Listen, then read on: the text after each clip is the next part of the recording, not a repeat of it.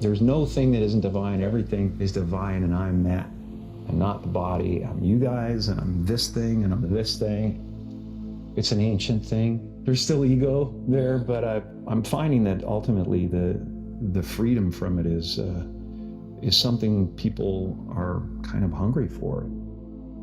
You know what's really interesting with him? He's taken like a severe psychological and I guess philosophical turn.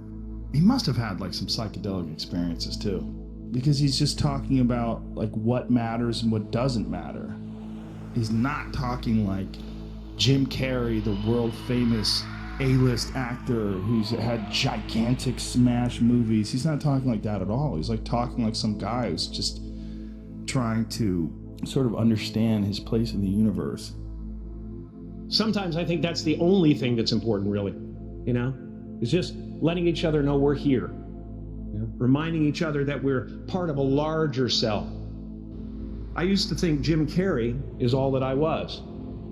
Just a flickering light, a dancing shadow, the great nothing masquerading as something you can name. I used to believe that who I was ended at the edge of my skin, that I had been given this little vehicle called a body from which to experience creation. Then I learned that everything outside the vehicle was part of me too. Our eyes are not viewers, they're also projectors that are running a second story over the picture that we see in front of us all the time. Let's take a headlight of a car. The headlight shines on the road in front. The headlight does not shine on the wire which connects it with its own battery. So in a way, the headlight is unaware of how it shines. And in the same way, we are unaware of the sources of our consciousness. You are something the whole universe is doing in the same way that a wave is something that the whole ocean is doing. Our real body is not just what's inside the skin, but our whole total external environment. And if you become aware of that unknown self, the more you become aware of it, the more you realize that it is inseparably connected with everything else that there is. And that vast thing that you see far off, far off, far off with telescopes, and you look and look and look, one day you're going to wake up and say, why, that's me. And in knowing that, you see that you never die. Ultimately, we're not the avatars we create. We're not the pictures on the film stock. We are the light that shines through. All else is just smoke and mirrors, distracting, but not truly compelling. I've often said that I wished people could realize all their dreams and wealth and fame, and so that they could see that it's not where you're going to find your sense of completion. The imagination is always manufacturing scenarios, both good and bad, and the ego tries to keep you trapped in the multiplex of the mind. And if you listen to it, there will always be someone who's doing better than you. No matter what you gain, ego will not let you rest. It will tell you that you cannot stop until you've left an indelible mark on the earth, until you've achieved immortality.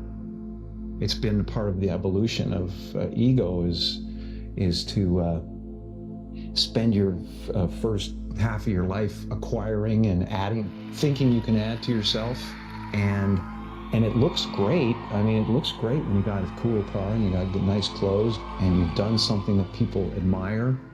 It can never fulfill you. You can never be happy. It's not where happiness comes from, and that there's no real you involved in the first place. Like many of you, I was concerned about going out into the world and doing something bigger than myself, until someone smarter than myself made me realize that there is nothing bigger than myself. Relax and dream up a good life. I had a substitute teacher from Ireland in the second grade that told my class during morning prayer that when she wants something, anything at all, she prays for it and promises something in return, and she always gets what she wants. Well, I'm sitting at the back of the classroom, you know, thinking, wow, my family can't afford a bike. So I went home and I prayed for one. And I promised I would recite the rosary every night in exchange. But 2 weeks later, I got home from school to find a brand new Mustang bike with a banana seat and easy rider handlebars. My family informed me that I had won the bike in a raffle that a friend of mine had entered my name in without my knowledge whatsoever. So that type of thing has been happening to me ever since. As far as I can tell, it's just about letting the universe know what you want and working toward it while letting go of how it comes to pass. Your job is not to figure out how it's going to happen for you, but to open the door in your head. And when the door opens in real life, just walk through it. And when I say life doesn't happen to you, it happens for you, I really don't know if that's true. I'm just making a conscious choice to perceive challenges as something beneficial so that I can deal with them in the most productive way. You'll come up with your own style. That's part of the fun. You are ready and able to do beautiful things in this world. You will only ever have two choices, love or fear. Choose love, and don't ever let fear turn you against your playful heart.